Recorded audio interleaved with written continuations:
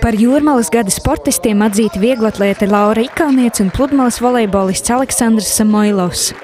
Viņi tika apbalvoti, jo šogad veiksmīgi pārstāvējuši Jūrmalu un visu Latviju Londonas olimpiskajās spēlēs. Laura Ikauniece par Jūrmalas gada sportisti atzīta jau otro reizi. Pirms 2 gadiem viņa tika atzīta par Jūrmalas uzlecošo sporta zvaigzni. Es gribētu pateikt lielu paldies Jūrmalas domai un Jūrmalas sporta skolai, trenerim un mammai. Šito balvu vajadzētu sadalīt starp 3 dalībniekiem. Man pārnieku Ruslans Aroka un man trenerei. Un līdz ar to paldies, gribētu pateikties viņam pirmkārt, Jūrmalas domai par to, ka atbalsta mūs un visiem jūrmalniekiem, kas atbalstīja mūsu sociālās tīklos olimpiādas laikā.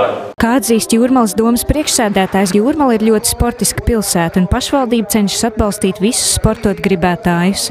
Pilsētai ir veicies, jo tā ir gan labi pedagogi, gan panākumiem bagāti sportisti, no kuriem ņemt piemēru. Tradīcija godināt labākos pilsētas sportistus turpinās jau 14. gadu. Katram tomēr gribas būt novērtētam, atzīmētam, un šis ir tas brīdis, kad sportisti atskatās uz paveikto, uz to, kas vēl būtu darāms.